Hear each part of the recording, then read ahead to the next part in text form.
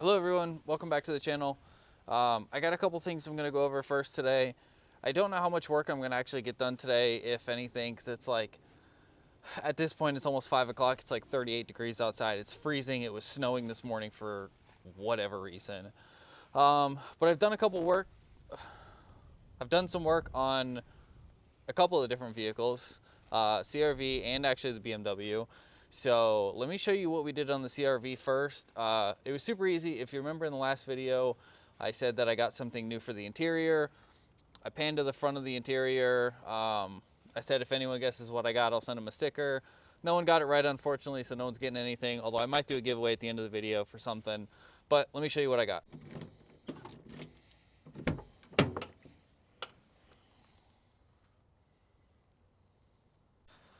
That's right, I got myself a steering wheel.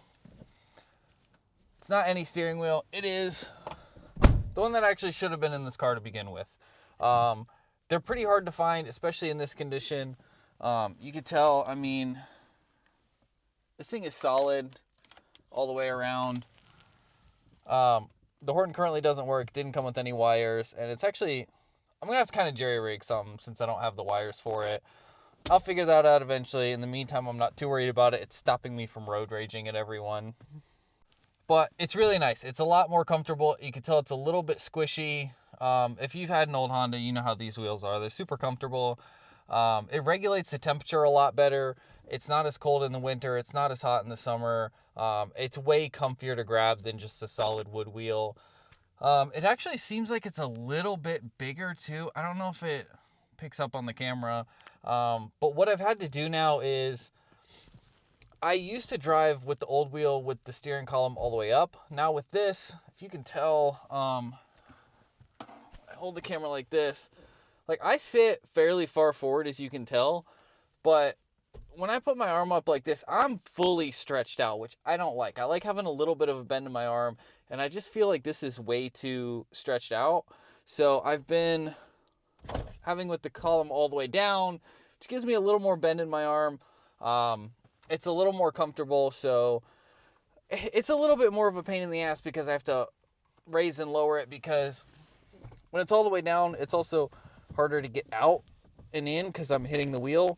So then when I park and have to get out, gotta lower it all the way up, or raise it all the way up, and then I can slide out just fine. But to me, that's a small price to pay for the period correct wheel that looks as good as it does. It's as comfortable as it is. So it's not a big deal. But let me know what you guys think of the wheel. These things go for quite a bit of money. It was a struggle trying to find one for basically less than $350, $400 shipped. And thankfully I posted on a Facebook group. There was a guy up in Canada. I'm not gonna say how much I paid for it, but I got a good deal on it for way less than what they were on eBay. So shout out to that guy. Yeah, super happy. Now on to the BMW. Let me get it uncovered and I'll show you what my dad and I did. All right, so the first thing you may notice, other than the wheels not being on the car, is the car is actually on jack stands now, which may seem like a step in the wrong direction, putting the car on jack stands, but it's actually better, because before it was sitting on the deflated tires, the front driver's side suspension. I hadn't put the angle kit on yet, and there was actually, the stock one wasn't on it either, so it was literally just hanging by by the strut tower essentially, and had all the weight on it, and it was fucking tweaked to the side. So I don't know, I may have bent my strut bar, or strut tower, don't really care. Ooh, paint's flaking a little bit. Oh no, my rattle can paint job is not staying on. But the other thing, which is pretty huge, if you guys remember or were here or have gone back and watched the video, I know it's been a while since we've done anything on the BMW. I actually had the differential out and was working on it because I got new axle shafts for it. And I stripped one of the bolts and couldn't get two of the other ones out. So my dad came over. We were able to heat it with a torch. I basically sat there with a torch for like 5 minutes on the one bolt. We gripped it basically with some like vice grips essentially, which I was for sure thinking it was not going to work, but it did.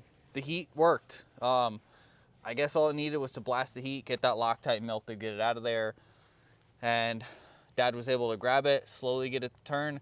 We got it off. We did the exact same thing with the other two, except I was actually able to get the impact with the hex nut on it and get it off. And we put the new ones on and we installed the diff. So while it is not torque to spec currently, it is installed. I'm still missing one bolt because I didn't have it. I didn't have any of the bolts, frankly. But I was able to find, I should clarify, it was not just me, my dad was here helping. We were able to find 2 for the top mount on the diff and 2 for the lower front mount, so it's just the one mount in the rear. We were able to find ones that worked.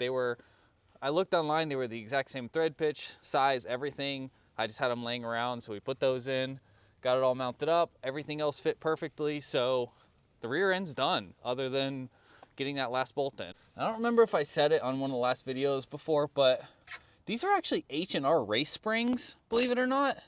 Because I remember seeing them, they're red, and I don't know if you guys can read what that is. I can't, but I think they're Raceland shocks, maybe. I don't know. I mean, obviously they're in pretty rough shape. I don't think they're going to do anything, so they're going to have to be replaced anyway. But I'm real tempted to try and leave these springs in and see if I can find just a front pair of the race springs, because these are not. These are definitely stock ones. But if I could find a front pair for cheap and then just throw new shocks on the rear, it might be good enough for now, as opposed to dropping $1,200 on a set of coilovers, which I know I'm going to have to do anyway. But for the time being, it might work. Because I have sort of changed my plans with this car. It is still going to be a drift car. It is still going to just be a project, a beater. But I told you guys, I think, that I was planning on getting like full body kit for it, some super nice wheels. I was gonna try and make it look sexy, full livery, like slam it on the ground, basically go for like a JDM slash like Poland drift spec car, where it's like all about style and everything like that. I don't care. I don't care enough for it to look sexy right now. And that may seem obvious to a lot of you, but I really care about how my cars look. And I told myself in the beginning that I was going to try not to do that with this car, and I ended up starting to do that anyway, or at least starting to think that way. And that's kind of why you guys didn't see any progress videos on this. Like, yes, it was winter, but last winter I got a lot of work done. And I kind of got in my own head because I was like, I've got to spend $1,500 on the coilovers because I got to get Swift springs. You know, I need to spend X amount of money on, you know, good spec wheels and tires, another $1,000 on the body kit, et cetera, et cetera, et cetera. And I'm like, dude, especially with the CRV, and I'm trying to like pay off some debt and stuff like that and work with the merch and do like a whole bunch of different things. I'm like, dude, when am I going to do this? Like, I got to save up money. And then it finally hit me. I was like, dude, the point of this car is like basically to wreck it. Like, I'm looking forward to the first time I go out on the track that I slam it into a corner and like dent the quarter panel. Like, that's what I'm looking forward to the most. And it teaching me everything, not having the coolest looking car out there. That's not what I care about. And I want to drive this thing as soon as I can. I want to try and get it on the road driving this summer so I can drive it before it gets winter again. So that's basically what the plans are now. Basically how it looks now is how it's gonna look. I did find headlights in my parts bin, which is awesome. I have the surrounds. I don't think I have anything else for the front, but my dad has a welder, and I have a tendency to think I can do things that I can't do, so I'm going to continue doing that. Oh, excuse me. So I'm going to continue doing that, and I'm just going to make a bash bar. It should be simple. I'm just going to bolt it there. I'm going to have just like a very simple tube come out. I'm going to have a V shape in the front with a jacking point. I'm going to do the best that I can to weld it. It'll be good enough for what it is, you know? So we're going to do that on the front, and then I'm going to do basically the exact same thing for the rear. We're going to bolt it here, have a little bar that goes around somewhat. I don't think it'll wrap around too far, maybe to like right here. Some of them may just do like a 90 just in case like this corner gets hit. Try and protect the headlight. Try and protect the taillight maybe. We'll see, but that's going to be the plan. Not quite sure how I'm going to do the bends. I might have to bite the bullet and go to Harbor Freight and buy myself like a tube bender, which they're like 100, 150 bucks, but I'm going to need it eventually anyway, because if you guys remember, I have like a half cage, sport cage, like a headache bar that just goes right here. And while I don't think I necessarily need a full cage, I would like some support for that thing, because it's going to be pretty flimsy just being by itself. So I would like to have that here. Actually, let's just open it. It'll be easier to see. So it's going to mount right here where you see the holes, 'cause that's where it was. So I would like it to go up, and then maybe just have like a bar go down and mount like back there or something, which I think is where... No, that's the seatbelt. Maybe that's where the buckle went. I don't know. Something, but yeah, I would like for some bars to just kind of go backwards like that, just so it doesn't flex back and forth, because I would like to run some harnesses in this car as opposed to just the normal seatbelt. Since I'm not using the most supportive seats, I feel like harnesses will help keep me in place a little bit better.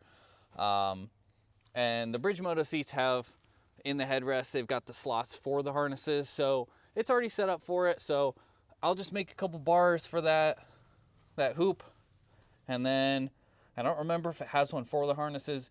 If not, I'll weld up a tube. So I kind of need something for it anyway, so 150 bucks, not a big deal. It'll save you money in the long run. So what's next? I'm full on the BMW again. I'm so motivated to get this thing done. I'm going to clean up the transmission. I'm going to get it bolted underneath, make sure I have a cross member, everything like that. So maybe tomorrow or something like that, we're going to go in the shed and go through the parts bins that I have, try and find everything I need. I'm pretty sure I ordered transmission mounts. I just need to make sure I have the cross member. It might even be under there, underneath the car already. I haven't checked. We'll put it in.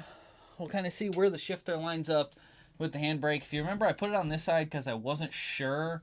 It felt like it may have been too close being on the other side, but I'm not sold on this being right here. I'm totally fine with it moving if that's the case. And it is still pretty flimsy, but now that I have space underneath the car, I'll add a third bolt, and I may even fab up like a little bracket for it. They sell them. They're super cheap. They're like 30, 40 bucks, but I mean, they're probably super easy to make too. It's just a piece of sheet metal. So I might just get some thick sheet metal, drill it in, because then the whatever shifter boot or whatever I have for it can mount to it as well. I was thinking just something, you know, just kind of like a big piece that goes right here. And then if I decide to keep it on this side, I may even space it out a little bit, but I don't know. It seems like it's, now that I've been watching a lot of drifting, this seems kind of far, but then also when it was right here, it seemed like it was way too close. So I don't know. We'll keep it right here for now. And then after the transmission's in, I've got the whole two-piece drive shaft up in the shed ready to go. It came with the car, so I can bolt that up. And then transmission back is going to be done outside of just, again, if you remember, these hydro brake lines. Literally all I have to do is drill some holes like here and here, get them in, feed the lines through, feed them to the brakes, and then basically from here back is going to be done. So that's going to be a huge motivation. Then it's just going to be figuring out a way to get the engine from there down here, over here, and then into the car. And then the whole wiring harness and everything like that. So there's still a lot of work to be done, but just getting that diff in was huge progress, huge motivation. You can see kind of how sketchy of a setup we made. Some of the jack stands are on wood. There is a little bit of a concrete slab under here, so that jack stand's on some concrete, which is nice, and that one is as well. And the other one's on a big like 2x6, so it's good enough. I mean, like, I'm pushing on this thing pretty hard and it's not moving, so I know it's a little sketchy, but thankfully, since the car is really light and there's no engine in it right now, it's really not that bad. Also, we did get the, not SLR, slow speed garage, I think it is. Seems legit garage, that's what it is. I knew there was an S in there. The axle spacers on. See if you can see them on the inside. Yeah. So they were perfect. Absolutely no issues with the install on those.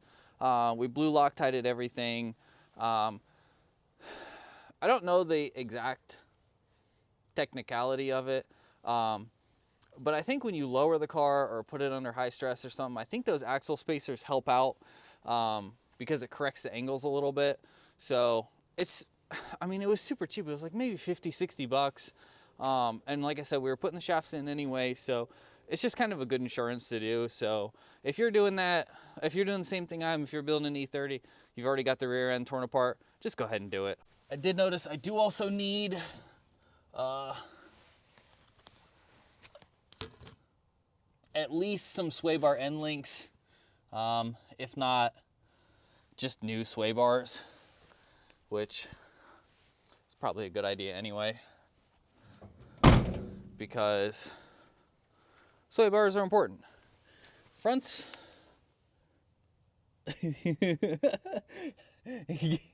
guys, you think the front need to be changed? Yeah, anyway, that's a different project for a different day. I've driven cars without sway bars before. It's not a big deal. So if I get it running and driving before the sway bars come, I can take it for a test drive. It'll be okay. I won't die probably. So yeah, that's about it. I've done a lot of yapping, so I think the plan for tomorrow is a couple little projects on this thing, just so it's not a full video of just me talking all's ear off. So I'm going to do the brake lines. I'm going to drill those holes, get that finished up, because that's been a project for a while now. This fender needs to be trimmed so it fits properly. Just cut down a little bit in there and then properly mount it. I'll find hardware for that. That'll be done. Shit, that might be about it, honestly. We'll figure out something to do because it should be nice weather tomorrow. Also, we're going to a Cars and Coffee tomorrow, so I might film that and throw it in here as well. So I'll see you guys tomorrow. Okay, good morning. I know I said earlier in the video that we were going to be working on the BMW for the rest of this video. We're not. It's been like a week since I've done that, and I've not worked on the BMW at all. I just haven't had a chance. I've had other stuff I had to do. I've been out of town, stuff like that. But what I have been able to do is Dad came over and we knocked out the rest of the 5-lug swap on the CRV. If you remember before, it's a JDM CRV. It's 4-lug. I bought it with the front already swapped, so we went ahead and did the rear. It was way simpler than I was expecting it to be. Basically, all I had to do was take the hubs that I already had, and I bought some new, ooh, there's wasps everywhere. And I bought some new rear drums because obviously you have to put new drums since it's 5-lug versus 4-lug. Now I could have just reused all the old stuff probably and just gotten the new, like, I don't know what it's called, but like the surround that the lugs actually go on. and just reused all the old brakes. But I figure if we're in there anyway, I might as well throw new ones on there. And after driving the vehicle around, I'm actually kind of glad I did, because I think the rear drums were sticking, because the car actually feels faster now. Like, it doesn't feel as sluggish. It doesn't feel like it's like sticking as much anymore. You know how sometimes when your brakes are sticking, like you'll go to accelerate from a stop and it'll kind of go, and then it feels like something releases and then you start going. That's not really happening anymore. So it's a good thing I did that. Even though drums are a pain in the ass, I won't have to worry about it for a long time now. Other than that, the CV axles were able to be reused. They were in good shape. They're the same spline count, so those worked. And then we just threw the new wheels and tires on, which I think I may have accidentally slipped up in a previous video and said which wheels I was getting. So if you saw that, you already know. But let's go over there and take a look at them. So what I did, which I'm going to go out on a limb and say this is the first CRV. I'm not even going to say first gen. This is the first CRV in the world with SSR Mark 1s. All four corners. So the fronts are actually 15 by 6.5 plus 18. And the rears are 15 plus 7, or 15 by 7 plus 11 offset. So it is a staggered setup, which you don't typically want to do on an all-wheel drive car. You want everything to be the same. That way there's not different levels of force or impact or whatever. I don't know the technical specifications of it, but basically on all-wheel drive cars, you kind of want to just have a square setup. But I think a lot of that is mostly talking about the diameter of the wheel versus the width, or like different offsets. Because obviously if you think about it, if you have a taller wheel and tire in the front than you do in the back, or vice versa, when that all-wheel drive kicks in, then they're going to be rotating at different speeds, which might blow up a diff. If you have like a center diff, like a, you know, like a WRX or an Evo or something like that, I think is a lot more risky. You want to be a little more careful with that. With this being a CRV, it's all-wheel drive like all of the time until it actually starts like spinning and losing traction. Then the rear kicks in. So what I did was I put the wider ones on the rear. Since these are going to be the drive wheels, I figure I'd make them a little bit smaller, a little bit lighter. It's probably going to have no noticeable impact, because the difference between the front and the rear is the rear literally just has like maybe ½ inch of more of a lip, is I think the way the math plays out. I don't know. You guys can do the math with the ½ inch width difference and 7 millimeters of offset difference. It's hardly noticeable. But one thing I had to do when we put the wheels and tires on that I was not expecting is I actually needed to run a spacer up front. And thankfully I had a 12 millimeter spacer from when I had the Nissan President, and I was trying to get a little bit better fitment on it. So I had a pair for the front. Thankfully that was all I needed, because the wheels were hitting the calipers, and it was not something I expected, because the wheels have a much lower, i.e. more negative offset than the stock ones did. So I was just fully assuming that it was going to push everything out and I was going to have absolutely no issues at all. But really it's just based on the way the wheels are shaped. So, and it's not even the wheel itself, it's just the face. Since they're SSR Mark 1s, they're just mag wheels, and they're completely flat. They're flat on the back too. So it's just the way it's shaped. You know, the caliper kind of sticks out a little bit from the disc like that, and then it just hits. Wasn't a big deal.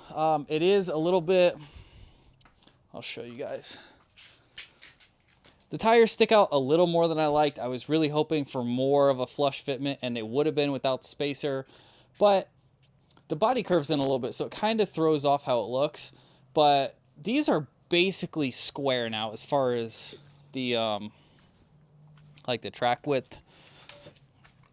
Oh God, I just kicked that thing fucking twice. And yes, I'm wearing pajamas and Birkenstocks. I don't care. But as you can see, the hardware is pretty rusty. Most of them, at least. But ain't a big deal. I'm not too worried about it. They're really all like that. Some are better than others. I don't know if some of that rust happened just from this female, you know, it was on the boat for like 12, 13, 14 weeks, something like that. So I don't know if it happened there. Probably not. It was probably already rusty. But hardware is easy enough to get. So I think at some point I'm going to switch out the hardware and fully polish them. I'm thinking either just fully polishing the lips, or doing the entire wheel, since when the hardware is off, it's going to be super easy. And I think with, like, you know, the chrome mirror, these are shiny. There's chrome on the front, chrome on the spoiler. There's chrome door handles. There's chrome everywhere on this thing. So I think fully polishing it will actually look pretty good. Although just having them brushed looks good as well. And the lug nuts were a pain in the ass to find. So if you don't know, SSR Mark 1s and other mag wheels like this require special lug nuts. The ones that you typically find on cars are like tapered so that they go in and they like push against the lug holes on the wheels. These being completely flat, it's just a flat surface and then a hole. There's no taper whatsoever. So you have to have a shank style nut, which is harder to find than you'd think it would be. Maybe it was more common 20, 30 years ago when these wheels were a lot more popular, but I had the hardest time finding any. SSR USA was out. I contacted a couple of USA, Australia, New Zealand sites. They were all out of stock. The actual SSR lug nuts weren't going to be in stock until like June or July, and then they had to ship from Japan, so it would have been forever. So good old O'Reilly's Auto Parts had these generic ones. I gave them a shot. They fit absolutely perfectly. So if you've got Mark 1s or, you know, similar mag wheels, something like that, go get them. It was like $10 for a pack of 4, which is way cheaper than how it is if you had the actual SSRs. And I ended up going with the Falcon Wild Peak AT Trails, which are a more like street going all-terrain tire. They're slightly less aggressive than the regular all-terrains. And they've got like a 60,000 mile warranty, which is insane. I've never put even close to 60,000 miles on a set of tires. So that's why I went with those. Good, nice, conservative size. I'm slightly rubbing in the front just because of how much these stick out. So when I turn, I'm pretty sure it's the front I'm hitting, but it might be like the inside of the mud flap right here. It's very, very slight at full lock. I've not even noticed any wear on any part of the fender or anything. So it's very, very slight. You can just hear it when you're turning. So I'm not too worried about that. It's fine for now. But other than that, yeah, it's great. It rides phenomenally. You can't hear the tires whatsoever. And I've already gotten tons of compliments on it. So good. And with that, the CRV is basically done, at least as far as like major things. The only other things that I want to do is I want to take the amp and sub that we installed sometime last year in the Accord, because it's a better setup than what's in here. So I'm just going to swap the two, and then I think I'm going to sell the one that's currently in the CRV. And then I want to get a key fob for remote entry, because apparently all these had remote entry. Like they all had the whatever you call it, like all the little mechanism and module and stuff in the car. They're just like in the door panels right here. And I guess it was just a dealer option to get the key fob. So they all came with it. You just had to pay to get the actual key fob to have the keyless entry. So I've seen a lot of people do it, and in theory, I'm not sure about the JDM ones, but I'm kind of willing to risk it. You can get a key fob for like $20-30 for like a new one from Amazon, or you could probably score one from the junkyard for like $5 or $10, and then you just go through the sequence of programming it, and then you have keyless entry. And it's a super simple system. You just like put the key in the ignition, like turn it one way, press unlock, turn it another way, you know, normal programming shit like that. And then I have keyless entry, which is super nice. I don't have to put the key in and, you know, turn it to unlock it, which is nice. I could just turn it once, lock and unlock all the doors. But it'd be nice to just press the button, because sometimes if I'm going out with my girlfriend, you know, she might get to the car before me, or if I have to run back in and grab something, I can unlock it so she's not sitting outside. So little things like that. Oh, another thing I need, I don't know how it's been happening, but these are all falling off. The C fell off a couple weeks ago. The R fell off shortly behind it.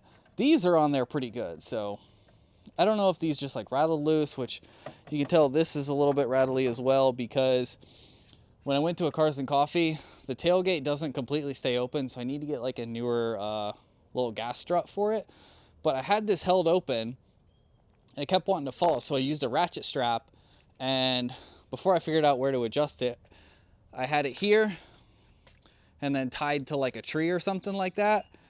And dummy me, after a long day, I went to close it and forgot to undo the ratchet strap, and I broke one of the little tabs or whatever it is in there. So it's not bad, but I'm trying to find one that's this, but it's like painted to body match, and I'm trying to find a silver one because I think a silver painted match license plate surround with the silver would look pretty good, because that's really the only thing that has like that neutral black plastic that's unpainted. Everything else is, I know it's faded again already, but this is all gray plastic. It's not black.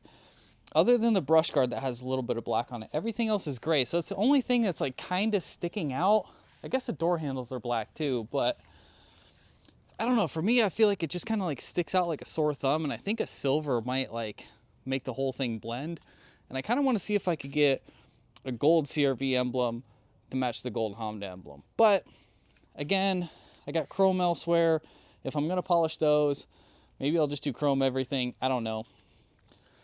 Let me know in the comments what you think would be good. I'm probably going to get another one of those plate surrounds anyway, because like I said, mine's a little bit broken. So I might just paint one and then leave the other one the same color. Like if I can't get a silver one, I'll just get another black one and like paint this one and kind of see what it looks like. That way I can just choose between the two. I mean, they're cheap enough. I offered a dude on Marketplace like 20 bucks for one, and he said, yeah, come get it. So whatever. That's pretty much it. I figured I'd just give you guys a little bit of an update on all the cars and everything that I've been doing. Because I've not been filming a lot of it. It's really not been anything entertaining. Like for the 5-lug swap, it was literally just my dad and I just sitting here fighting with bolts, not moving, not doing anything. You can't see anything because it was all everything way up there. So I had it set up a little bit with the camera, and I was like, no one's gonna watch this. This shit is not entertaining at all. So I promise the next video we're actually gonna be doing some work. It's all gonna be on the BMW. It's gonna be BMW going forward for a while now, because like I said, there's nothing really on the CRV to do unless I decide to show you guys a couple of little things that I do. But yeah, I hope you guys enjoyed watching this little update. By the time you see this, I've got the website updated. I've got a new shirt. It's the 90s are back. It's like a retro throwback kind of shirt. As always, I do all of the graphics on it. I design my own shirts. I make them. It's an oversized tee. It's super comfy. It's got very similar vibes to the CRV with colors and everything like that. So far, it seems like people are loving it, the ones that see it in person. So go ahead and check that out. I've also got catalogs on the website now. Very cool. So head on over to NOTGREAT.us, get yourself something. Like, subscribe, follow me on Instagram, all that, and I'll see you later.